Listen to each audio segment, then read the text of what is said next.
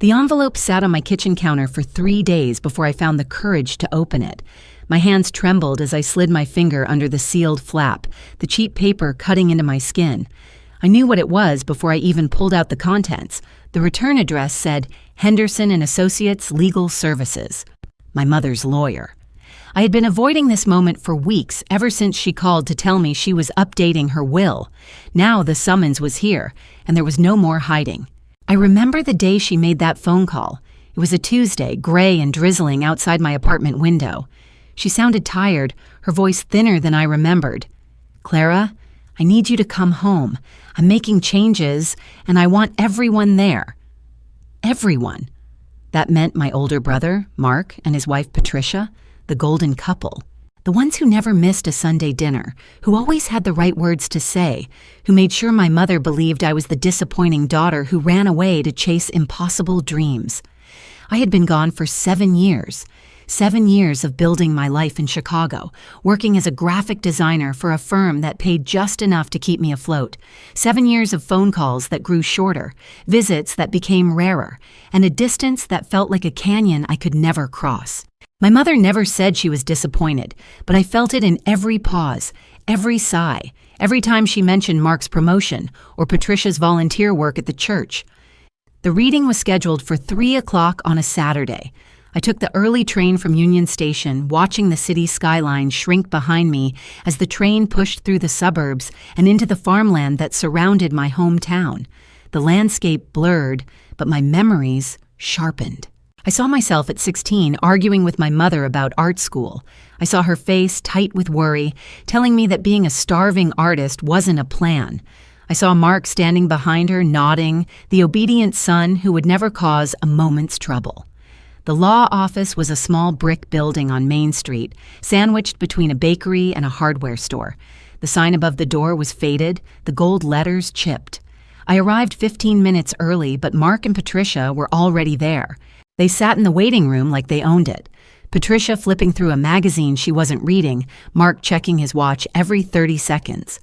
When I walked in, Patricia looked up and smiled. It was the kind of smile that didn't reach her eyes.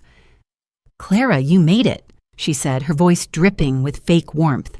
We were starting to wonder if you'd show. Mark stood up and gave me a stiff hug. Good to see you, sis. He smelled like expensive cologne and freshly pressed suits.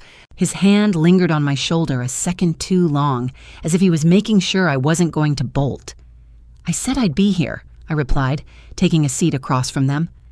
The silence that followed was heavy, filled with years of unspoken accusations and unhealed wounds. The lawyer, Mr. Henderson, came out a few minutes later. He was an old man with bushy eyebrows and a voice that sounded like gravel. He led us into his office, where a single manila folder sat on his desk. My mother's will. He gestured for us to sit, and I felt my heart pounding against my ribs. Thank you all for coming, he began, adjusting his glasses. Your mother was very specific about her wishes. She wanted this to be read in person, with all of you present. Patricia leaned forward, her eyes gleaming. Mark sat rigid, his hands clasped in his lap. I gripped the armrests of my chair, my knuckles white. Mr. Henderson opened the folder and cleared his throat. To my son, Mark, I leave the family home on Maple Street, along with all its contents and the surrounding land.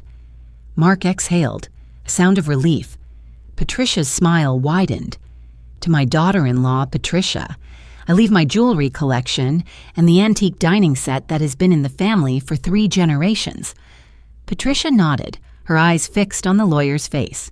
To my grandson, Lucas, I leave the college fund I established in his name, which currently totals $120,000. That was for Mark's son, the golden grandson, the one who visited every summer, who sent handwritten thank you notes, who my mother bragged about to anyone who would listen. And to my daughter, Clara. Mr. Henderson paused, looking at me over his glasses. I leave my collection of art books, my painting supplies, and the sum of $5,000. The room went silent. I felt the words hit me like a physical blow. $5,000. The house, the land, the jewelry, the antiques, the college fund. And I got $5,000 and some old paintbrushes. "That can't be right," I said, my voice barely a whisper. Patricia let out a small laugh, quickly muffled by her hand. "Oh, Clara, don't be dramatic. You know your mother always said you were the one who left. She had to take care of those who stayed." Mark didn't say anything. He just stared at the floor, his jaw tight. Mr. Henderson cleared his throat again. "I understand this may come as a surprise. However, your mother was of sound mind when she signed this document. It was witnessed and notarized." I stood up, my legs shaking. "She wouldn't do this. She wouldn't leave me with nothing." "She left you $5,000, Patricia said, her voice sharp. "That's more than nothing. Be grateful." I wanted to scream. I wanted to grab that folder and tear it apart, but instead I walked out. I walked past Patricia's smug face, past Mark's guilty silence, past Mr. Henderson's pitying eyes. I walked out into the cold afternoon air and leaned against the brick wall, my breath coming in ragged gasps. That was when my phone buzzed, a text from an unknown number. I stared at the screen, my vision blurry. "Your mother wanted me to give you this after the reading. Meet me at the old barn on Miller Road. Come alone, A." I read the message 3 times. The old barn. The place where I used to hide as a kid, where I painted my first real picture, where my mother found me crying after my father left. Who was this person? And what did they want? I looked back at the law office. Patricia and Mark were still inside, probably celebrating their victory. The sky was turning gray, the clouds heavy with rain. I had a choice. I could go home, lick my wounds, and accept what I was given. Or I could follow a stranger into an abandoned barn and find out what my mother had hidden. I started walking toward Miller Road. The silence in the car was suffocating. I sat in the passenger seat of my mother's old sedan, watching the familiar streets of our hometown blur past. She hadn't spoken since we left the diner. Her knuckles were white on the steering wheel, and I could see the tension in her jaw. "Mom, talk to me," I said, my voice barely above a whisper. She didn't answer. She just kept driving, her eyes fixed on the road ahead. I knew that look. It was the same look she had when my father left us, the same look when she found out her sister had been hiding money from our grandmother. It was the look of someone who had been betrayed one too many times. We pulled into the driveway of the house I grew up in. The paint was peeling, the porch sagged, and the rose bushes she used to love had withered into brown sticks. She turned off the engine and sat there, still gripping the wheel. "I'm sorry," she finally said. Her voice cracked. "I should have told you everything a long time ago." I reached over and touched her hand. "Tell me now." She took a deep breath, then turned to face me. Her eyes were red. "Your father didn't just leave us. He left because your Uncle Robert threatened him." I felt my stomach drop. "What? Why?" "Because your father found out what Robert and Aunt Linda were doing. They were siphoning money from your grandmother's accounts for years. She didn't know. She trusted them to handle everything. And when your father tried to tell her, Robert told him to disappear or he'd make sure we lost everything." I stared at her, my mind racing. All those years I thought my father had abandoned us, all those birthdays and Christmases without him, and now this. "Why didn't you tell me?" I asked, my voice shaking. "Because I was scared. Robert is powerful. He has connections. He made sure your father couldn't get a job anywhere in this state. He ruined him, and I didn't want that for you. I wanted you to have a chance." I got out of the car and walked to the front door. My hands were trembling as I unlocked it. The house smelled like dust and old memories. I walked through the living room, past the faded photographs on the wall, and into the kitchen. The same kitchen where I had sat with my grandmother, eating her famous apple pie, listening to her stories about the old country. Now I understood why she always looked so tired, why she always seemed so sad. My phone buzzed. It was a text from my cousin Mark, Robert's son. "Hey, heard you're in town. Want to grab a beer?" I stared at the screen. Mark had always been nice to me. We used to play basketball together in the driveway, but he was his father's son. Did he know? Did he know what his father had done? I didn't answer. Instead, I went to my grandmother's old bedroom. The room was exactly as she had left it. The quilt on the bed, the rosary on the nightstand, the small safe in the corner that she always kept locked. I knelt down and tried the handle. It was locked. But I remembered something. She used to keep the key under the loose floorboard beneath her bed. I lifted the board, and there it was, tarnished and old. My hands were shaking as I inserted the key. The lock clicked open. Inside the safe were documents, bank statements, and a small leather-bound journal. I pulled out the journal and opened it. The first page was dated 10 years ago. Robert came by today. He said he wanted to help me with my finances. I told him I didn't need help, but he insisted. Linda was with him. They seemed eager. Too eager. I kept reading. Page after page, my grandmother had documented everything. The transfers, the lies, the threats. She wrote about how Robert had threatened to put her in a nursing home if she didn't cooperate, how Linda had forged her signature on checks, how they had taken everything. The last entry was dated just a week before she died. I know I don't have much time left. I've hidden the evidence. I hope someone finds it. I hope they get what they deserve. Tears streamed down my face. She had known. She had known all along, and she had died with this secret. I heard footsteps behind me. I turned around, and my mother was standing in the doorway, her face pale. "What did you find?" she asked. I held up the journal. Everything. She walked over and sat on the bed. I handed her the journal. She read a few pages, then looked up at me, her eyes filled with a mix of anger and grief. "We have to do something," I said. "I know," she replied, "but we have to be careful. Robert has lawyers. He has money. If we go after him the wrong way, he'll destroy us." I thought about the Thanksgiving dinners, the family gatherings, the fake smiles. All of it was built on a lie. "I need to see the bank statements," I said. My mother nodded and handed me a folder from inside the safe. I opened it and spread the papers on the bed. The numbers were staggering. Over $200,000 had been moved out of my grandmother's accounts in the last 5 years of her life, and it was all signed by Linda. "They didn't even try to hide it," I whispered. "They thought no one would ever look," my mother said. I pulled out my phone and took pictures of every single document. Then I looked at the journal again. There was one entry I hadn't read. It was dated the day she died. "I made a call today, to a lawyer. His name is Mr. Harrison. He said he would help me. I told him everything. I told him where I hid the evidence. I hope he remembers." I looked at my mother. "Did you know about a lawyer named Mr. Harrison?" She shook her head. "No, I never heard that name." I searched online. There was a Mr. Harrison who practiced elder law in the next town over. I called the number. It rang 3 times before a woman answered. "Law office of Mr. Harrison. How can I help you?" "I need to speak with Mr. Harrison. It's about my grandmother, Elena Rossi." There was a pause. "I'm sorry, but Mr. Harrison passed away 2 years ago." My heart sank. "Did he leave any files? Any records?" "I'm not sure. Let me check." The line went silent for a long moment. Then the woman came back. "I found a file. It's marked with your grandmother's name. Would you like to come pick it up?" I looked at my mother. She nodded. "Yes," I said. "I'll be there tomorrow morning." I hung up and felt a strange mix of hope and dread. The evidence was there, but so was the danger. Robert would do anything to protect himself. And now I was holding the weapon that could destroy him. But I wasn't afraid. I was angry. And that anger was going to fuel every step I took from here on out. My phone buzzed again.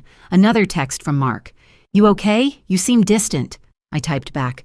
"I'm fine. Just busy." I wasn't fine, but I would be. Once I made sure my grandmother's last wish came true. The phone felt like a block of ice in my hand. I stared at the message from my mother, my thumb hovering over the keyboard. "Sweetie, we need to talk. It's about the house. Your father and I have decided something important. Please come over for dinner Saturday. Just us." Just us. That phrase had never meant anything good. It meant an ambush. It meant a lecture. It meant my parents deciding my future without asking me. I didn't reply. I couldn't. My mind was still stuck on the image of my brother's new Porsche, the smell of that leather interior, the way his girlfriend had looked at me like I was a stain on the floor. And now this, a dinner, a talk, about the house. I knew what was coming. I had known for years. My parents had always favored him. Michael was the golden child, the one who could do no wrong. I was the afterthought, the one who needed to be managed, the one who was supposed to be grateful for whatever scraps they threw my way. Saturday came too fast.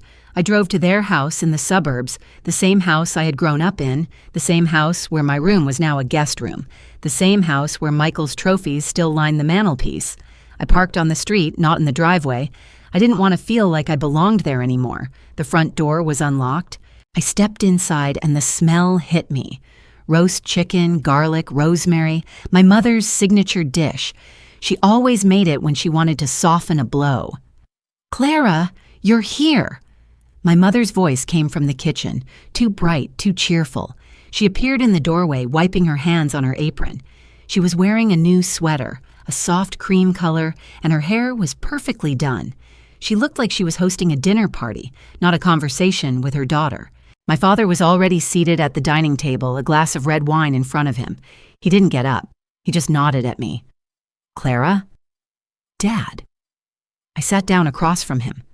The table was set for three. 3 plates, 3 glasses, 3 sets of silverware. No place for Michael.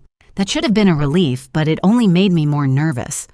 My mother brought out the chicken, the roasted vegetables, the salad. She served me first, piling my plate high, as if food could fill the space where honesty should have been. We ate in silence for a few minutes. The only sound was the clinking of forks against plates. I could feel the tension building, a pressure in the air like before a storm. Finally, my mother put down her fork. "Clara, your father and I have been talking." Here it was. "We've decided to sell the house." I stopped chewing. The chicken suddenly tasted like cardboard. "Sell the house?" "It's too big for us," my father said, not looking at me. "The maintenance is too much. We want to downsize, move into a condo somewhere warmer." "But this is our home." I heard my voice crack. "This is where I grew up, where all my memories are." "Memories don't pay the bills, Clara." My father's tone was flat, dismissive. "We've already found a buyer. The closing is in 2 months." 2 months. They had already found a buyer. They had made this decision without me. "And what about the money?" I asked. "What about my share?" My mother's face tightened. "We've already allocated the funds, sweetie. We're giving Michael a larger portion because he's going to need it for his business. He's expanding, and he needs capital." My blood ran cold. "His business? The one he started with your money? The one that's been losing money for 3 years? That's not fair," my mother said. "He's trying. He's working hard." "And I'm not." I slammed my fork down. "I've been working 2 jobs for the last 5 years. I've been paying my own rent, my own bills, my own student loans. I never asked you for a dime. And now you're giving him my inheritance?" "It's not your inheritance," my father said, his voice rising. "It's our money. We can do whatever we want with it." "You're right," I said, standing up. "You can, but I can also choose to never speak to you again." I walked out. I didn't say goodbye. I didn't look back. I got in my car and drove, my vision blurred with tears. The next morning, I called my lawyer. I told her everything. The house, the money, the favoritism, the hidden accounts. She listened without interrupting, then she said something that made my stomach drop. "Clara, I need you to look for something. A document. Any document that mentions a trust fund. Your parents might have set one up for your brother years ago without telling you." A trust fund. That word felt like a key, turning in a lock. I started searching. I went through every file cabinet in my apartment, every box of old papers, every folder on my computer, and then I found it. A letter. From my grandfather's lawyer, dated 10 years ago, right before he died. It said, "The family trust has been split equally between Clara and Michael. However, due to your parents' request, Clara's portion will be held in a separate account until she turns 35. Michael's portion is available immediately." I read it 3 times. My hands were shaking. My grandfather had left me money, real money, and my parents had hidden it from me for a decade. I picked up my phone. I called my brother. "Michael," I said, my voice calm, cold. "We need to talk. I know about the trust fund." There was a long pause. Then he laughed. "Oh, Clara, you really think you're going to see a penny of that money? Mom and Dad already transferred it to me, all of it. It's gone." The world stopped. I could hear my own heartbeat in my ears. "What did you say?" "You heard me. It's gone. I bought the Porsche. I bought a condo in Miami. I invested the rest in my business. There's nothing left." I hung up. I sat in the dark, my phone glowing in my hand. The open loop was clear now. I had no choice. I was going to war. The scent of lavender and old paper hit me the moment I stepped into the estate attorney's office. It was a small, wood-paneled room in a building that smelled like wealth and secrets. Eleanor was already seated at the mahogany table, her hands folded neatly over a manila folder. She wore a cream silk blouse and pearl earrings. She looked like she'd just come from a brunch with friends, not a meeting about our mother's will. I sat across from her, my heart pounding against my ribs. My mother's voice was still fresh in my ears. She'd called me last night, her voice thin and trembling. "Sarah, I need you to come to the reading. It's important. I've changed everything." That was all she said before hanging up. I hadn't slept. I'd driven 6 hours straight through the night. Eleanor didn't look at me. She opened the folder and slid a single sheet of paper across the table. "This is the final will," she said, her voice flat. "It was signed 3 days ago." I picked it up. My hands were shaking. The paper was crisp, the ink fresh. I scanned the first paragraph. The legal jargon blurred together. Then I saw my name. Sarah Jane Mitchell, my eldest daughter, to receive the family home at 12 Oakwood Lane, free and clear of any encumbrances. I read it again, then a third time. The house. My mother had given me the house I'd grown up in, the house Eleanor had been living in for the past 5 years, rent-free, while I paid the property taxes and insurance because my mother couldn't afford them anymore. The house Eleanor had redecorated with expensive furniture she charged to my mother's credit card. Eleanor's face went pale. "That's not possible," she said. Her voice cracked. "She promised me the house. She told me it was mine." I looked up from the paper. She changed her mind. Eleanor's eyes narrowed. "You did this. You manipulated her. You always were the favorite." I felt a hot surge of anger, but I swallowed it. I didn't manipulate anyone. I took care of her when she was sick. I paid her bills. I drove her to appointments. You were too busy buying new handbags and going on vacations. Eleanor slammed her hand on the table. "I was her daughter, too. She loved me." "She did love you," I said quietly, "but love isn't the same as trust." The attorney cleared his throat. He was a thin man with wire-rimmed glasses. "There's more," he said. He pulled out a second document. "Your mother also established a trust. It contains a substantial sum of money earmarked for Sarah. The remainder of the estate, including liquid assets and investments, is to be divided equally between both daughters." Eleanor's face went from pale to red. "How much is the trust?" The attorney adjusted his glasses. $500,000. Eleanor let out a sound that was half laugh, half sob. $500,000? She gave you $500,000? And I get what?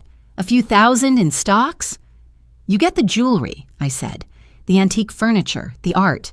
"That's nothing," Eleanor hissed. "That's junk compared to what she gave you." I didn't answer. I was still staring at the will. My mother had written a note at the bottom, in her own handwriting, to Sarah, who never asked for anything, to Eleanor, who took everything. May this be a lesson. Eleanor saw it too. Her face twisted. "She wrote that? She actually wrote that?" I nodded. Eleanor stood up so fast her chair scraped against the floor. "I'm contesting this. This isn't legal. She was sick. She was on medication. She didn't know what she was doing." The attorney spoke calmly. "Your mother was examined by a geriatric psychiatrist 3 days before signing. She was deemed of sound mind. The will is valid." Eleanor's hands were shaking. She grabbed her purse and walked to the door. She turned back to look at me. "This isn't over, Sarah. I'll fight this. I'll fight you. You think you've won? You've just started a war." She slammed the door behind her. I sat in the quiet room, the will still in my hands. My mother's last gift to me, a house, money, and a war with my sister. The attorney handed me a key. "The house is yours now. You can move in whenever you'd like." I took the key. It felt heavier than it should have. I drove to the house that afternoon. It looked the same as it always had, a white colonial with blue shutters and a wraparound porch, but it felt different now. It felt like mine. I walked up the steps. The front door was unlocked. I pushed it open. The living room was exactly as I remembered it. The same floral couch, the same grandfather clock. But there were new things too, a flat-screen TV, a designer rug, a vase of fresh flowers on the coffee table. I heard footsteps. Eleanor came down the stairs, her face hard. "I'm not leaving," she said. "This is my home. I've lived here for 5 years." "It's not your home anymore," I said. "It's mine." She crossed her arms. "You can't make me leave. I have rights. I'll call the police." "Go ahead," I said. "I have the deed. I have the will. I have the law on my side." Eleanor's eyes filled with tears. Not sad tears, angry tears. "You're destroying our family." "You destroyed it a long time ago," I said. "I'm just cleaning up the mess." She walked past me out the door without another word. I stood in the living room, alone. The house was quiet. The grandfather clock ticked. The smell of lavender and old paper hung in the air. My phone buzzed, a text from an unknown number. "You think you've won, but I have something you don't. Something Mom never told you. Something that will change everything. Meet me tomorrow, alone." My blood ran cold. I looked around the room. The house felt different now. It felt like a trap. I had won the house. I had won the money. But I had a feeling I was about to lose something much more important. The morning after the lawsuit, I woke up feeling like I'd been run over by a truck.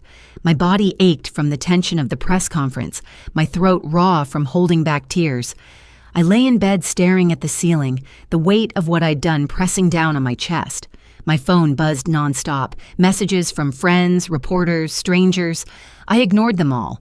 I didn't want to see the headlines. I didn't want to read the comments.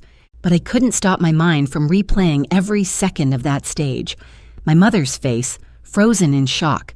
My father's hand, trembling on the table. Marcus's glare, sharp as a blade. I had thrown a grenade into the middle of my family's carefully curated life, and now I had to live with the fallout.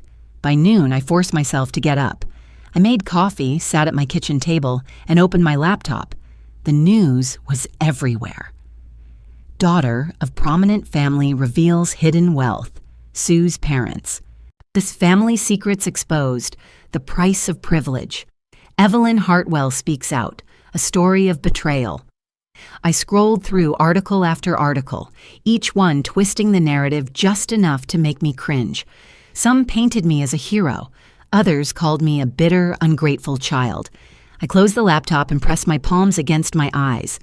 This was the part no one prepared me for, the loneliness of being right. My phone rang.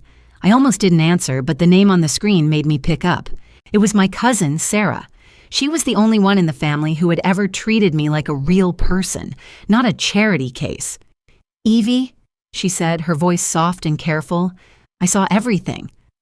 "I know," I whispered. "Are you okay?" I laughed, but it came out hollow.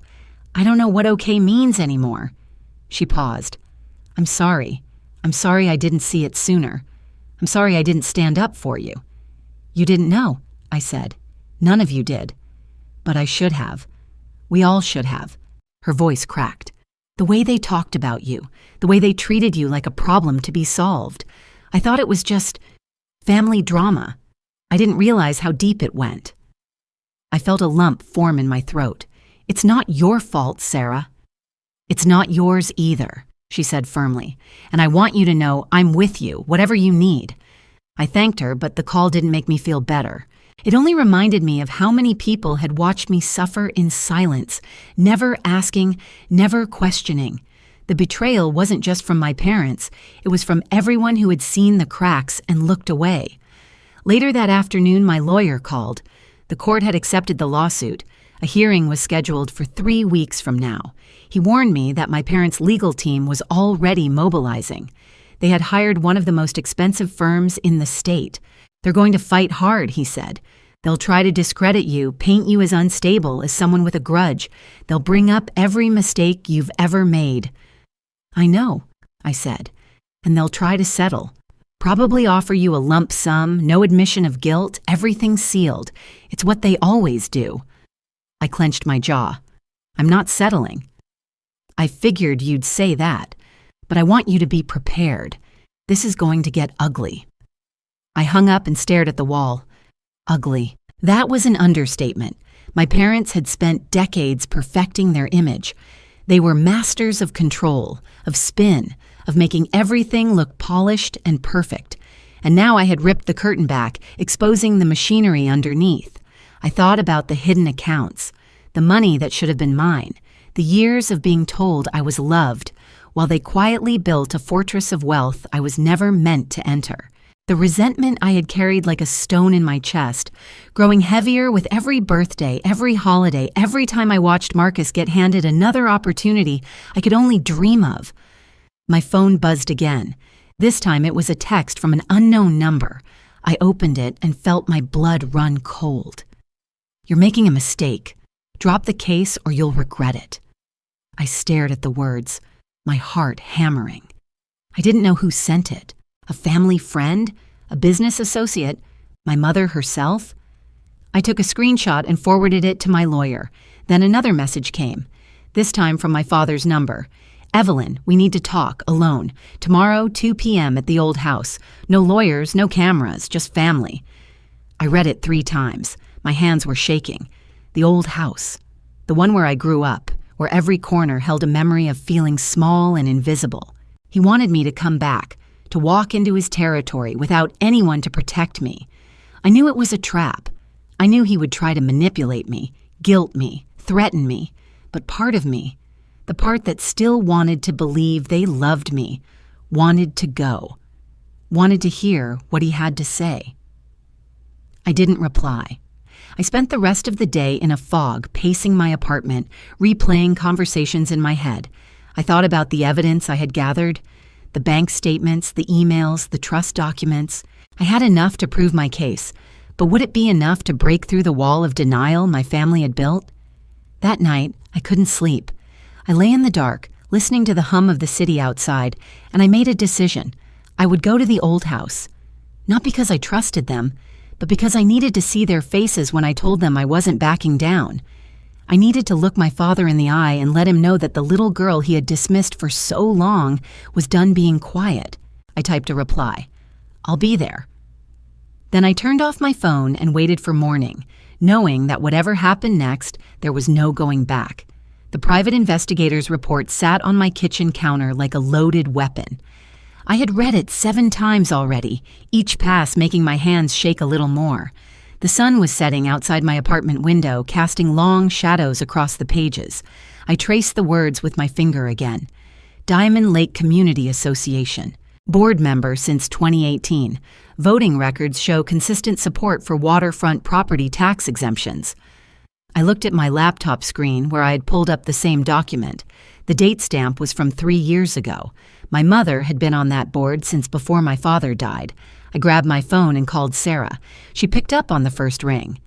"Tell me you found something," she said. "My mother is on the board of the Diamond Lake Community Association," I said.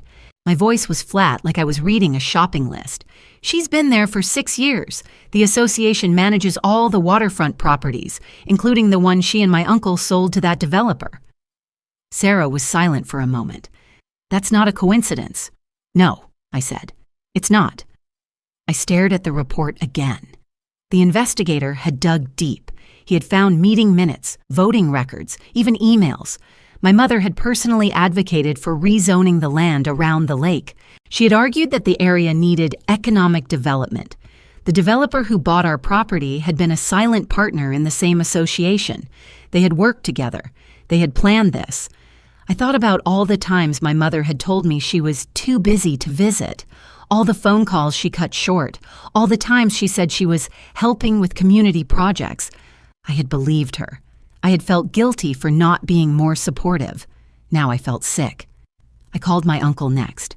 He answered with his usual cheerful tone. "Hey kiddo, what's up?" "I know about the association, Uncle Mark," I said. "I know you and Mom were on the board together." The silence on his end was thick enough to choke on. "What are you talking about?" "Don't," I said. "I have the emails. I have the voting records. You pushed through the rezoning. You sold the property to your friend. You cut me out." "That's not how it happened," he said, but his voice had lost its confidence. "Then how did it happen?" I asked. "Tell me. Explain it to me like I'm 5. He didn't answer. I could hear him breathing, heavy and uneven. "I'm coming to the house tomorrow," I said. "I want to see you both, in person." I hung up before he could respond. My hands were shaking again, but this time it wasn't from fear. It was from anger. Pure, white-hot anger that burned in my chest like a furnace. The next morning, I drove to my mother's house. The drive took 2 hours, but it felt like 10 minutes. My mind was racing through every conversation, every lie, every moment I had trusted them. I pulled into the driveway and saw my uncle's car already there. They were waiting for me. I walked in without knocking. My mother was sitting at the kitchen table, a cup of coffee in front of her. My uncle stood by the counter, arms crossed. They both looked at me like I was a stranger. "Sit down," my mother said. "I'll stand," I said. I pulled the report out of my bag and placed it on the table, the pages spread out like evidence at a trial. "I know everything," I said. "The association, the rezoning, the sale. You planned this together." My mother's face went pale. My uncle looked at the floor. "We did it for you," my mother said. Her voice was barely a whisper. "For me?" I laughed, but there was no humor in it. "You stole my inheritance. You sold my father's legacy, and you did it for me?" "Your father left you nothing," she said. "The property was underwater. We had to sell." "You didn't have to sell it to your friend for half the market value," I said. "You didn't have to hide it from me. You didn't have to lie." My uncle stepped forward. "We made a mistake," he said. "We were trying to protect you." "Protect me from what?" I asked. "From the truth? From the fact that you two are greedy, selfish people?" My mother stood up. Her eyes were wet, but her jaw was set. "You don't understand how hard it was after your father died. We were drowning. We had to make choices." "You made choices," I said, "and now you have to live with them." I picked up the report and walked to the door. I stopped with my hand on the handle. "I'm not done with this," I said. "I'm going to find out everything. I'm going to expose every lie, and I'm going to make sure everyone knows what you did." I walked out and closed the door behind me. The cool air hit my face, but I didn't feel it. I felt empty, hollow. Like someone had scooped out everything I thought I knew and left me with nothing but questions. I got in my car and sat there for a long time. My phone buzzed. A text from Sarah. "What happened?" I typed back. "They admitted it. They planned it. I'm going to destroy them." I started the engine and drove away, but I didn't go home. I drove to the lake, to the property that was supposed to be mine. I parked at the edge of the water and looked out at the flat, gray surface. The developer had already started construction. I could see the framework of a new house rising from the ground. It was ugly, modern, nothing like the home my father had built. I got out of the car and walked to the shore. The gravel crunched under my feet. I knelt down and touched the water. It was cold. I thought about my father, about his hands, rough from work, gentle when he held me, about the way he used to say, "This land is our legacy. It's yours when I'm gone." I stood up and wiped my hands on my jeans. I looked at the half-built house and made a promise. "I'm going to tear it down," I whispered. "Every brick, every lie, every memory you tried to erase." I walked back to my car and drove away. The lake disappeared in my rearview mirror, but the anger stayed. It grew. It became a living thing inside me, hungry and waiting. That night, I called my lawyer. "I need to file a lawsuit," I said, "against my mother, my uncle, and the developer." "Are you sure?" he asked. "I've never been more sure of anything," I said. I hung up and looked at the report one more time. There was one page I hadn't shown them, One piece of evidence I had kept hidden, a single email from my mother to the developer, sent 6 months after my father died. It read, "The property is mine now. I can make the deal happen. Just give me time." I folded the page and put it in my pocket. Tomorrow I would show it to the world. Tomorrow the war would begin.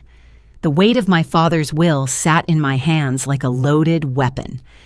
I had read it 6 times since the meeting, each pass making my stomach clench tighter. The paper was crisp, expensive, the kind of stock that whispered old money and careful planning. But the words inside were a bomb.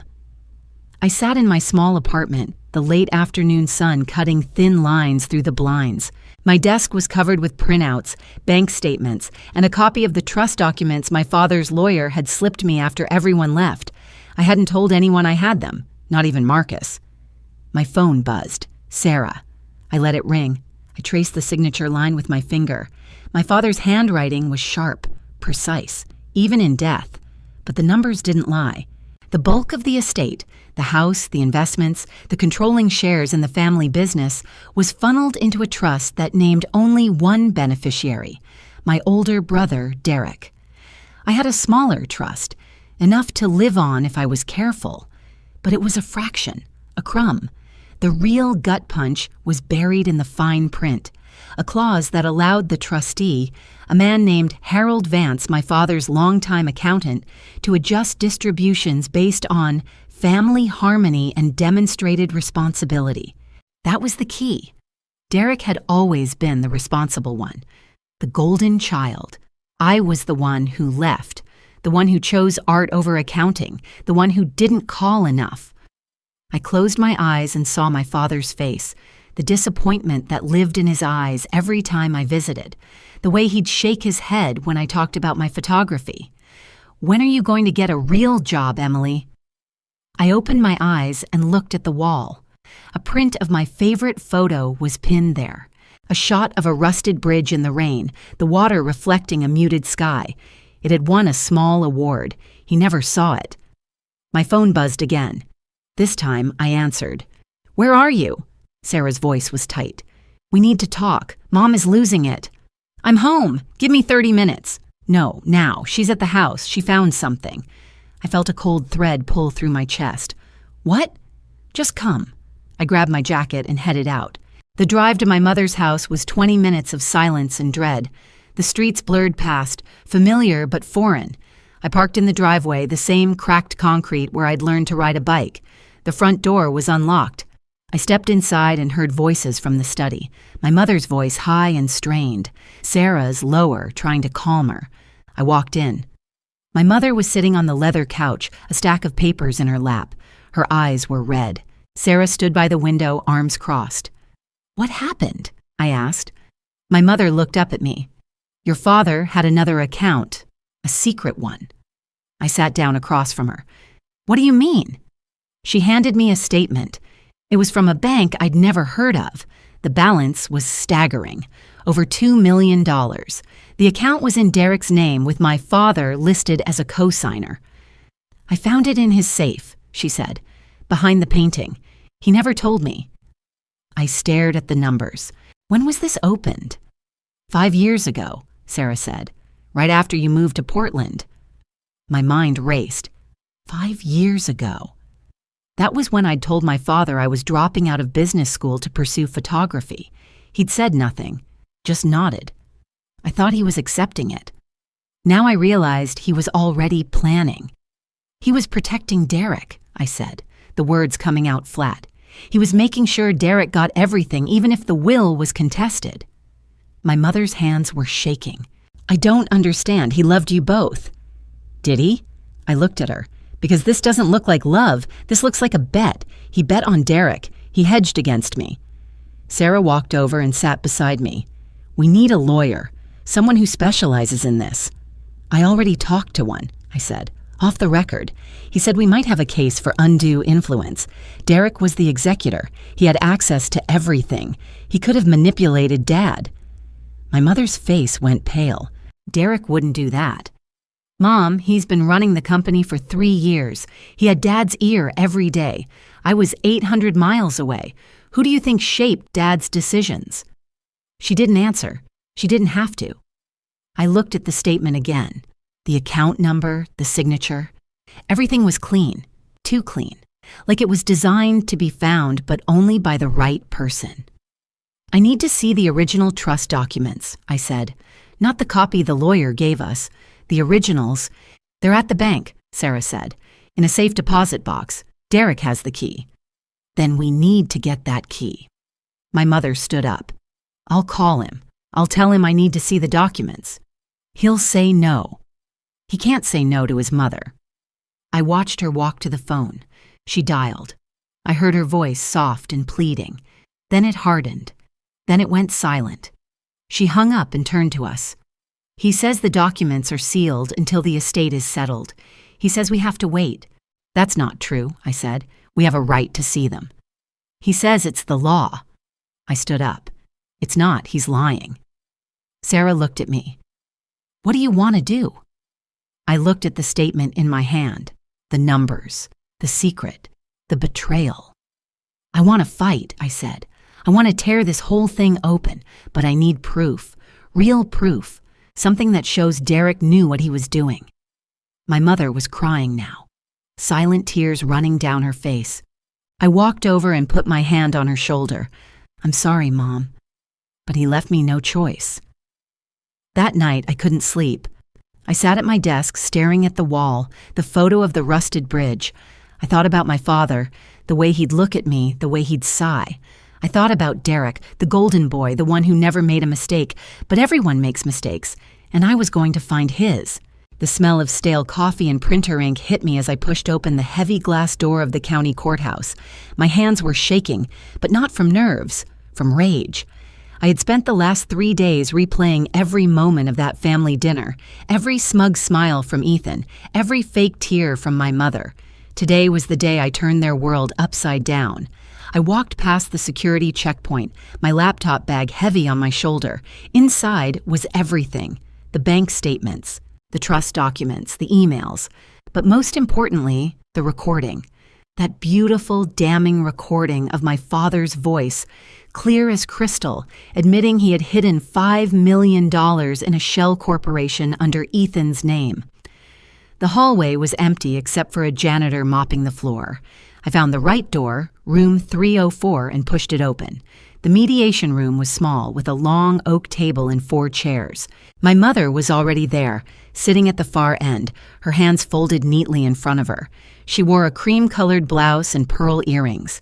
She looked like she was attending a garden party, not a legal proceeding to finalize the theft of her daughter's inheritance. "Clara," she said, her voice smooth as poison, "I'm glad you came." I didn't answer.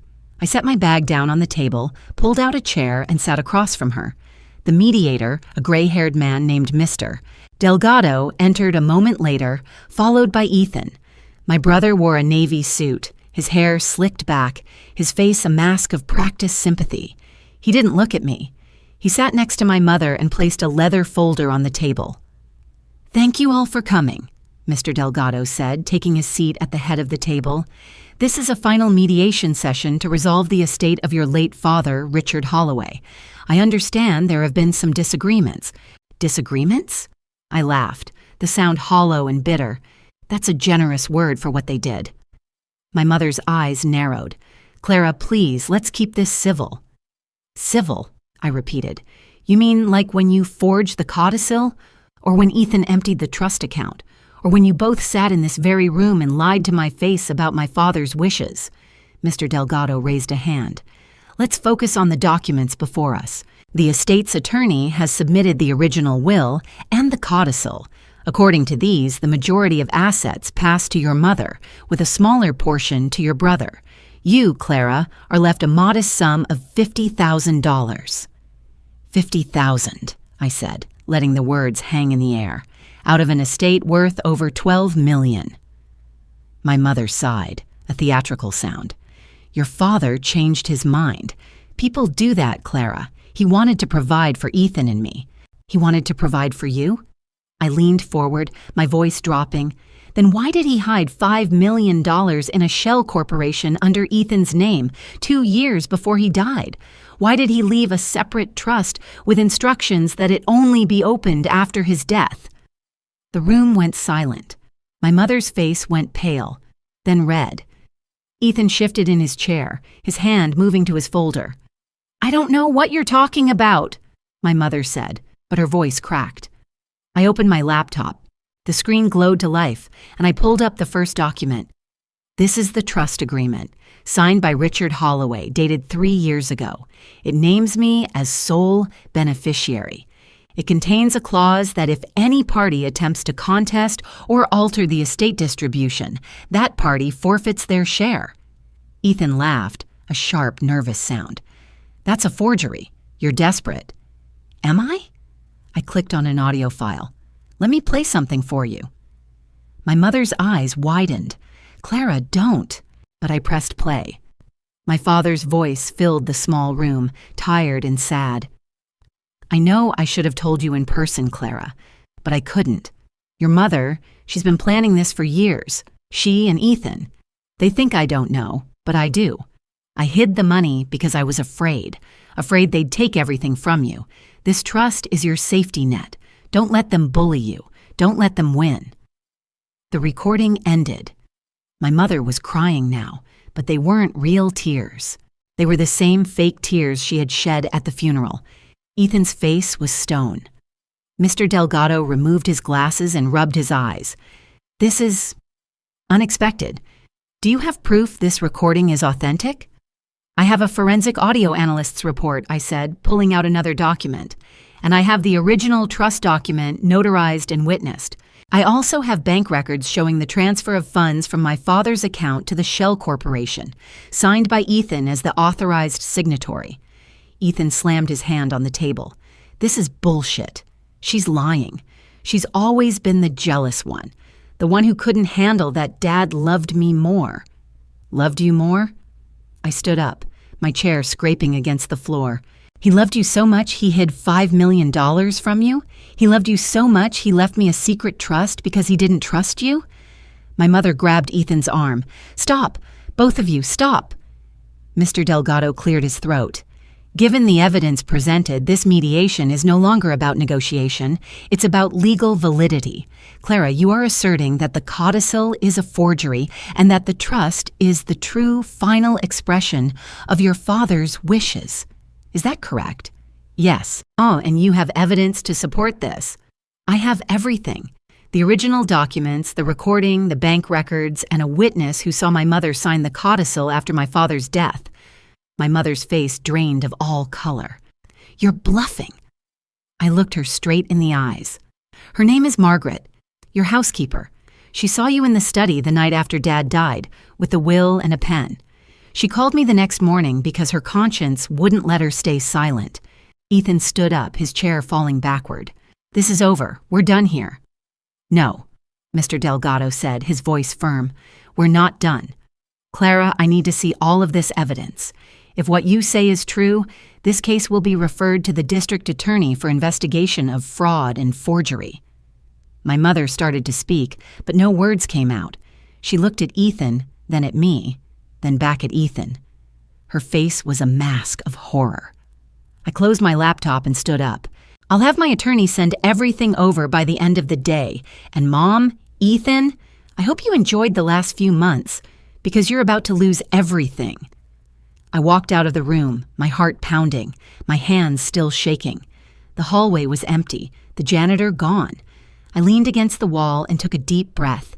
The first battle was over, but the war was just beginning, and I had no idea how much damage they could still do before this was all over. The morning of the meeting, I woke up feeling like I was walking to my own execution. My hands were shaking as I buttoned my blouse. I chose a simple black dress, no jewelry, no makeup. I wanted them to see me exactly as I was, hollowed out, empty, ready. I drove to the law office with the windows down, letting the cold air hit my face. My phone buzzed.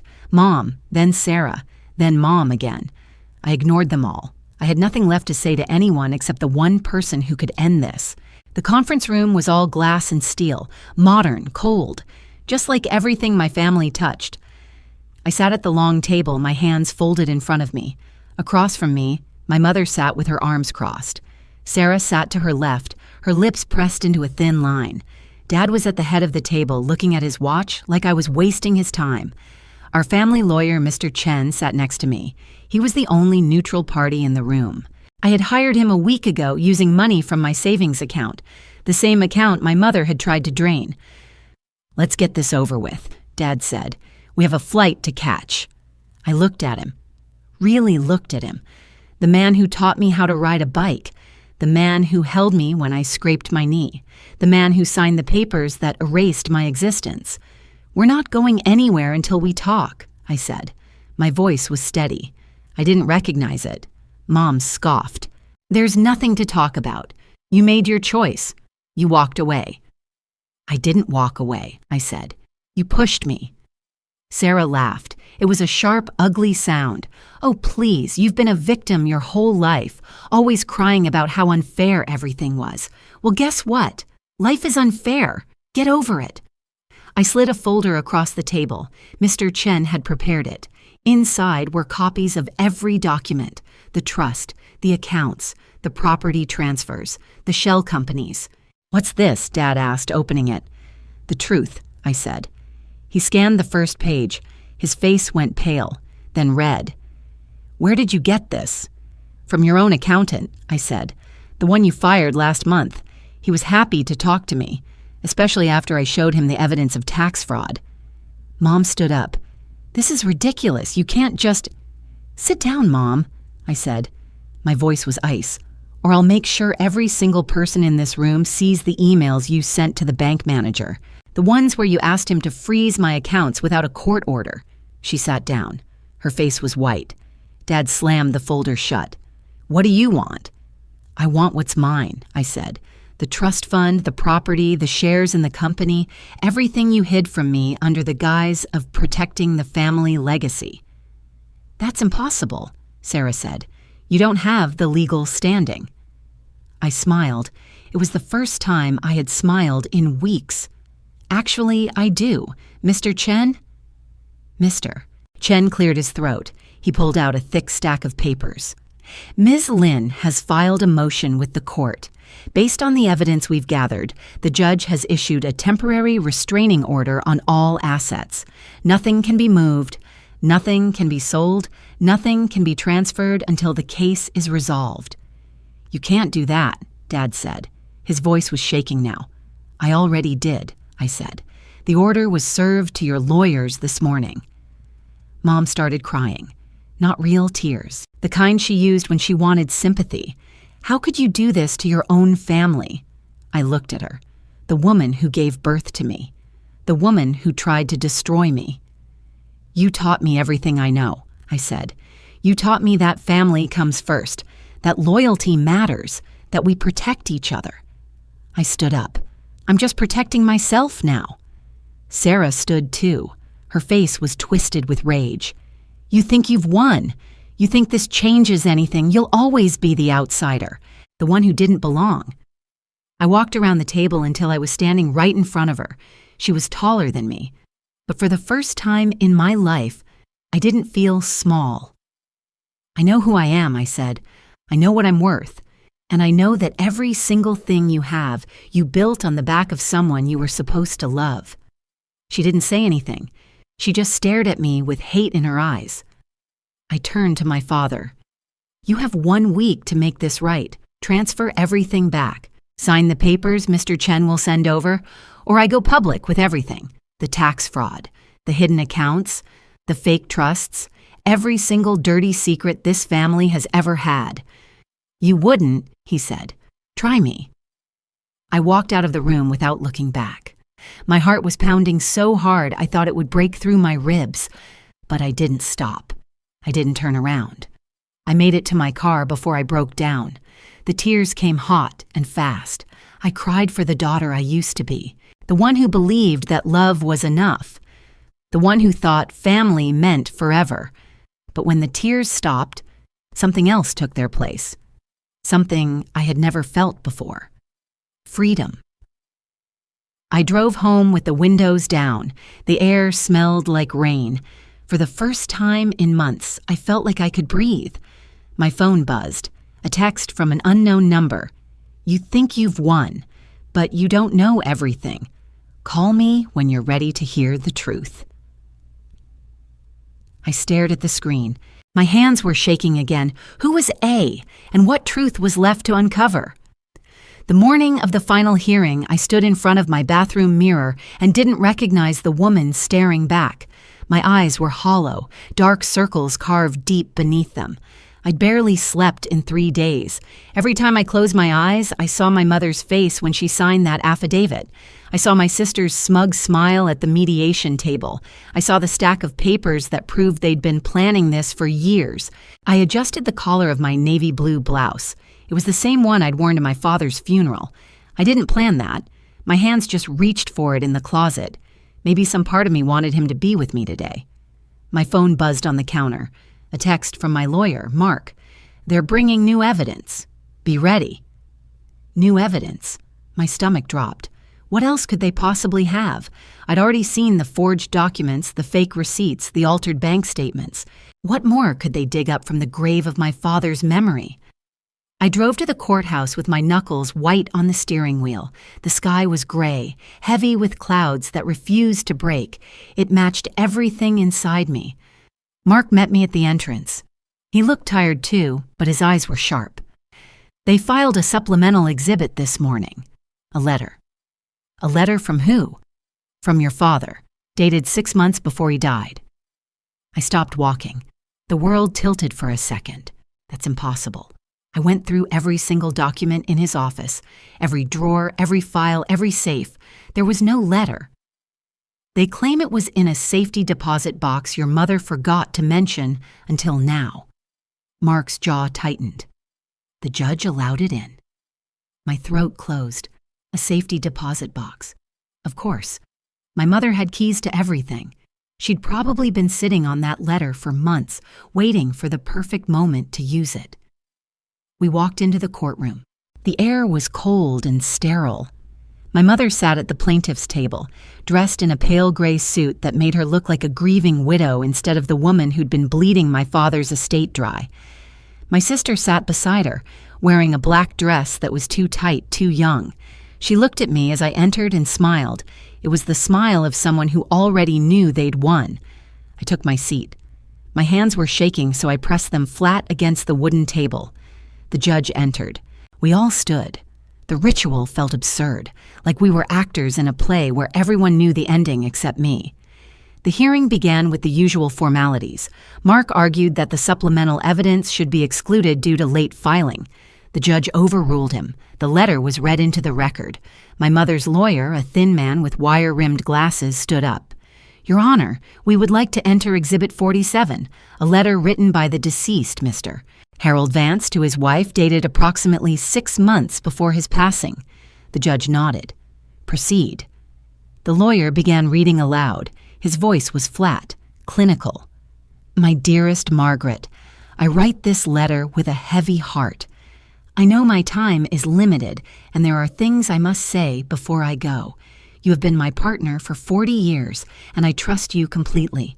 I know you will do what is best for our family after I am gone." I felt the blood drain from my face. "I have watched our daughter, Emily, grow distant over the years.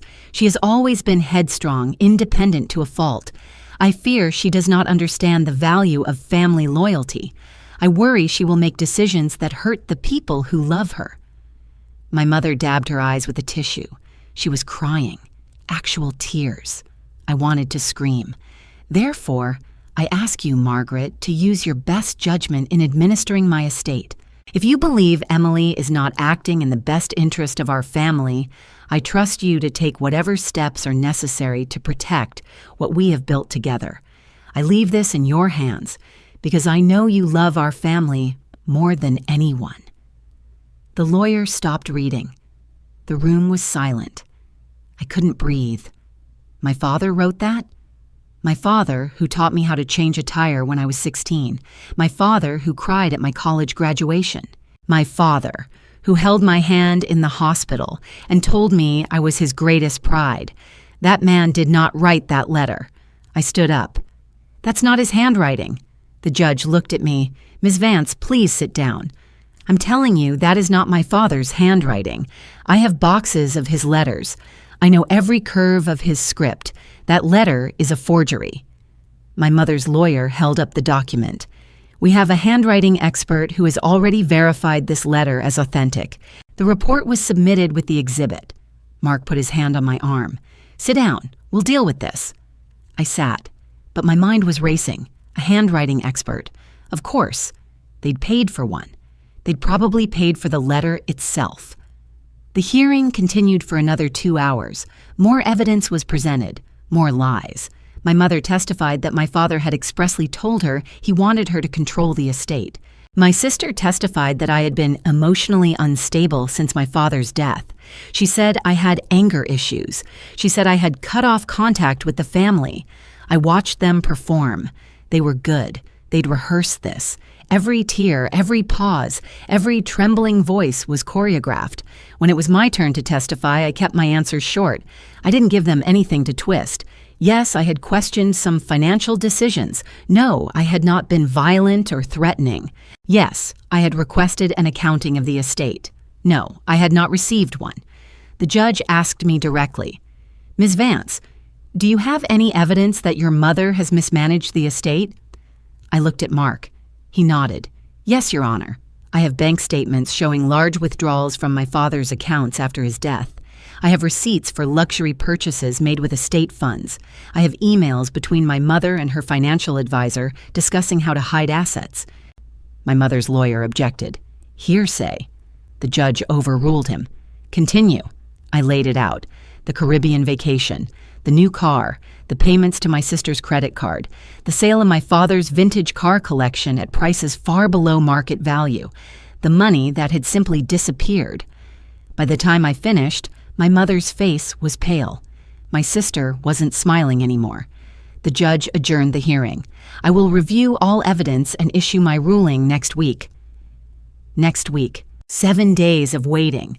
7 days of wondering if the letter would be enough to destroy me. As I walked out of the courtroom, my sister caught up to me in the hallway. You think you're so smart, she hissed, but you don't know everything. I stopped, turned to face her. What's that supposed to mean? That letter is real. Mom didn't forge it. Then who did?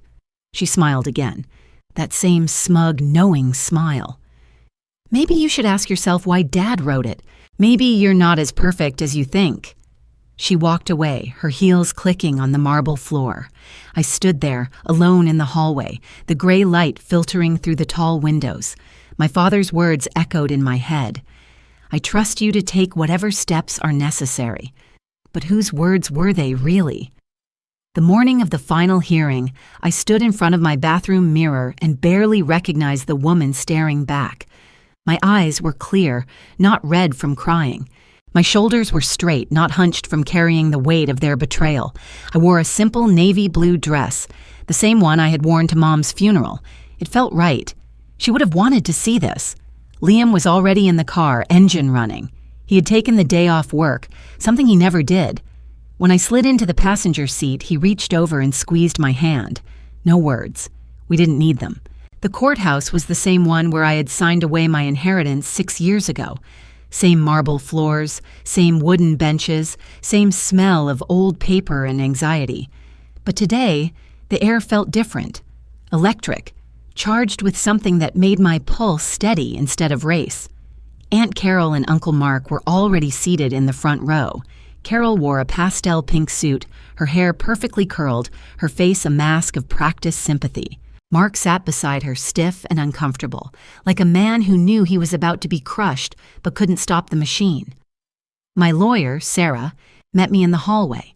She was a small woman with sharp eyes and a voice that could cut glass. Everything is ready, she said. The judge has reviewed all the evidence. He asked for this closed session specifically. I nodded. I had given her everything. The bank statements, the email printouts, the signed documents from the nursing home, the recorded phone calls, the affidavit from Dr. Patterson, and the final piece, the one that had taken me 3 months to obtain, the forensic audit that traced every dollar Mom had ever given them, plus interest, plus legal fees, plus the value of the house they had sold behind my back. The courtroom was small, meant for family matters. Judge Morrison sat behind a high wooden desk, his face unreadable. He was old, maybe 70, with white hair and thick glasses that made his eyes look huge.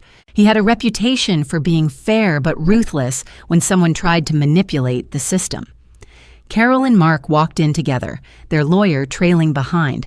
Carol's smile was tight, professional. She nodded at me like I was a stranger she had once met at a party. "All parties are present," the judge said. "Let's begin." The first hour was procedural. Sarah laid out the case methodically, point by point, document by document. She showed how Carol had convinced Mom to change her will while she was medicated. She showed how Mark had falsified power of attorney forms. She showed the bank records where they had drained Mom's accounts within weeks of her death. Carol's lawyer tried to object. He tried to argue that everything was done with Mom's consent.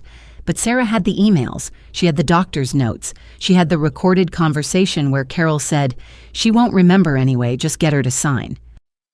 When that recording played in the courtroom, Carol's face went white. She looked at Mark, who was staring at the floor like he wished it would swallow him whole. Judge Morrison removed his glasses and rubbed his eyes. "Mrs. Davis," he said, looking directly at Carol, "do you have anything to say?" Carol stood up. Her hands were shaking, but her voice was steady. "Everything I did for my mother. She was confused. She didn't know what she was doing. I protected her." "You took her money," the judge said flatly. "I managed her affairs." "You took her house. You sold it without her knowledge. You deposited the proceeds into an account that had only your name on it." Carol's mouth opened and closed like a fish gasping for air. Mark finally looked up, his eyes wet. "I didn't know," he whispered. "I swear I didn't know about the house." Carol turned on him. "You knew everything. You were there. I thought you were helping her." The judge banged his gavel once. Order. But the damage was done. The cracks in their alliance had become a canyon. Carol's mask crumbled. She started crying. Not fake tears, real ones, ugly and raw. "I just wanted to be loved," she said. "She always loved you more. You were the favorite. I had to take something. I had to." I sat there and felt nothing. No pity, no anger. Just a cold, hollow understanding. She had spent 6 years stealing from me. From Mom's memory, from the future I could have had. And now she was begging for understanding.